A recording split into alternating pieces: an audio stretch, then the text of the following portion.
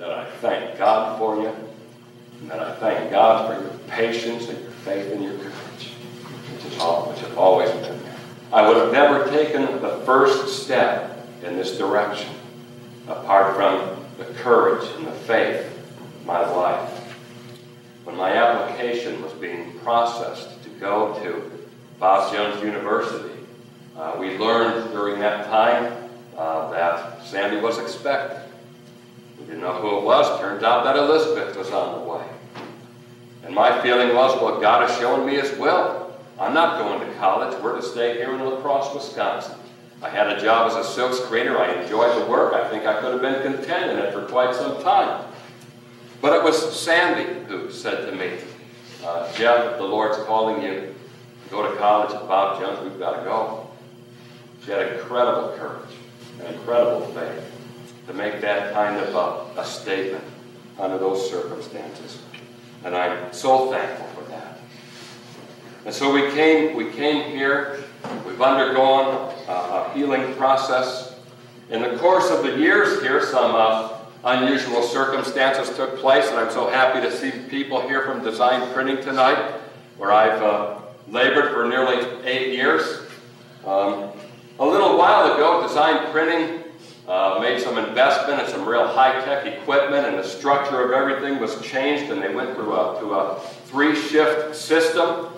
And I was making a lot less money when they made that change. And I used to walk the canal. It was my regular practice to walk the canal, and I would make that a time of prayer. And during those times, I would say, Lord, something's got to change. The boat has sprung a leak. This isn't working anymore. Something's got to change. And I don't know what it is, but I know you'll show me eventually. But please hurry. And the boat was filling fast, you know, and we were starting to dig a hole, and things were getting kind of tough, and I began to think about other vocations. The thought struck me, well, I've got a degree, I've got a master's degree, there ought to be something I can do. I was aware that Tom Tice in Australia taught philosophy in a college for a time.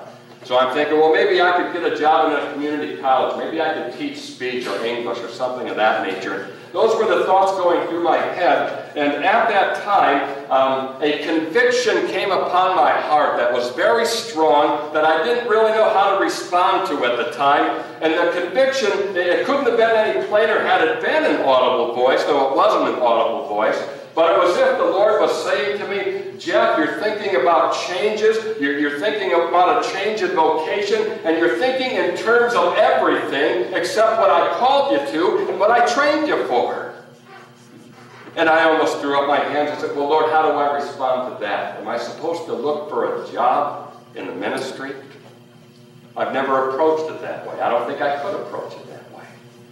But it was in that spiritual context that Paul Fitzsimons called me into his office and informed me that the Lord was bringing him back to Jamaica. And then he put the question to me, how do you feel about the possibility of taking this post if I vacated, if the congregation would call you? And I had to acknowledge before him that that could very well be the Lord's will, that He had been exercising my heart, certainly in the area of change. And people have prayed. This congregation has prayed.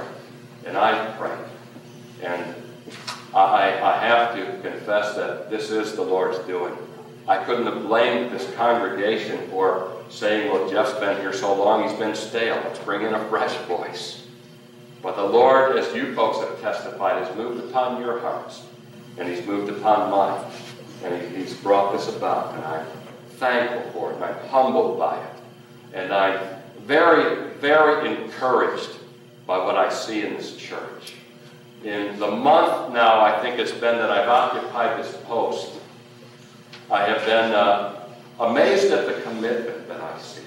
I started to make a list. I probably have it. I forgot to bring it with me in the pulpit tonight. But I started making a list of specific things in which I have seen a tremendous commitment and tremendous initiative. I think of a deacons meeting with the officers here, and one of the deacons makes the statement, if this church is going to grow, it's up to us to go out and get people and bring them in. Manifesting tremendous level of commitment and initiative. We had a need for someone to take on the nursery. We didn't have to recruit anybody. Somebody saw the need and they stepped up and they did it. We just had our vacation Bible school here a couple of weeks ago. I came in on the last night and I'm thinking I need to get addresses for all of these children and their parents. I need names and addresses. I come in the door, someone's already done it. And they hand them to me. I didn't even ask for it. And now it's on my mind, I've got to write letters to these people. 2 families come up to me and they want those addresses because they want to contact these people too. And they want to minister to these children if they can. And that thrills my soul to see the drive and the initiative and the commitment that this church is manifesting. It's encouraging. It gives me the feeling that I have to say, wait for me. I want to come too. And I love that. And I feel really in many senses that this church is undergoing a personality change right now.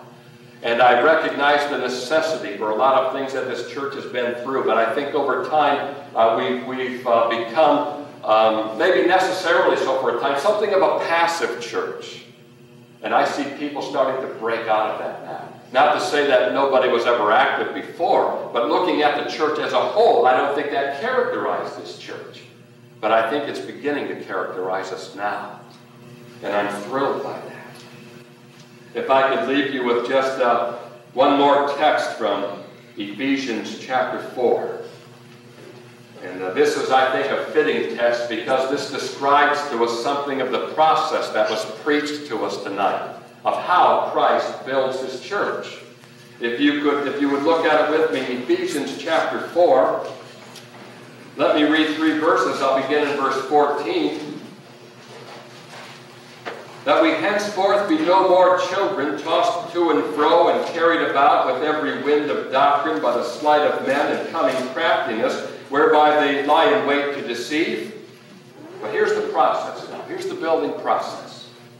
But speaking the truth in love, may grow up into him in all things, which is the head, even Christ, from whom the whole body, fitly joined together and compacted by that which every joint supplieth, according to the effectual working in the measure of every part, maketh increase of the body unto the edifying of itself in love. I've been told that's a very complex verse to try to analyze and expound, and I'm not going to attempt that tonight. But what I do want to call your attention to is this emphasis on in verse 16 on every joint, from whom the whole body fitly joined together and compacted by that which every joint supplieth, according to the effectual working in the measure of every part. Now we lay a great emphasis on this church and in this denomination on the need for a man to come into the ministry who is called of God. And that's good, and that's fitting, and that's proper. But you know what? You folks have been called to this church too. You folks who are here. When Dr. Cairns was here, he made mention of that, and I jumped on that. The truth is, I was called to this church nearly 8 years ago. And you folks have been directed to this church too. You who are members, you have been called by God to this church, and you have a responsibility and a ministry. And this church will grow, and it is growing, and I see this, and this is what is so encouraging, that every joint is supplying, and every part is ministering. And I don't think we can help but succeed in the coming days with the commitment and the initiative that the people in this church are showing. I thank God for it. The worst thing that can happen to this church is for it to be identified as Jeff Bannister's church. The second you make that identification, and like Peter walking on the water, we begin to sink. But if we recognize this is Christ's church, our minister has been called to his post, I've been called to my post, whatever it is, and then we minister to each other.